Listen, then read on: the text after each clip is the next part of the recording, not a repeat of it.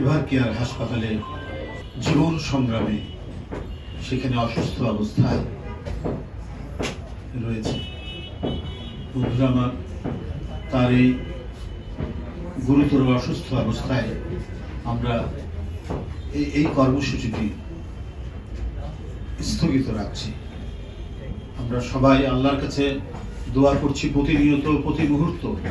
এদেশের শুধু বিএনপির নেতাকর্মীরাই নয়, বিএনপির কোনো সংগঠন, অঙ্গ সংগঠন, সহযোগী সংগঠনরাই নয়, এদেশের অন্যান্য রাজনৈতিক দল, সাধারণ মানুষ উদ্বেগ, উৎকণ্ঠায় তারা আল্লাহর কাছে দোয়া করছেন আল্লাহ যেন দেশনেত্রীকে খুব তাড়াতাড়ি আরোগ্য করেন, সুস্থ করে দেন।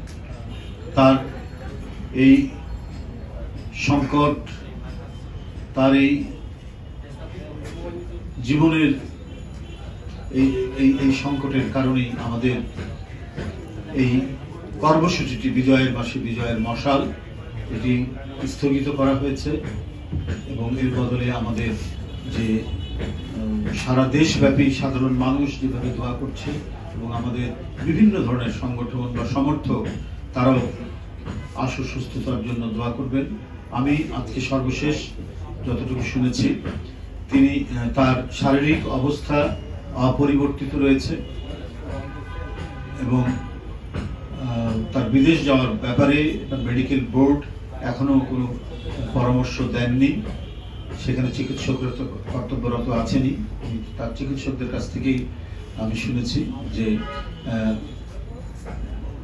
অবনতিশীল হয়নি, কিন্তু তাই বলে যে খুব একটা উন্নতি হয়েছে এরকমও আমরা খবর পাইনি।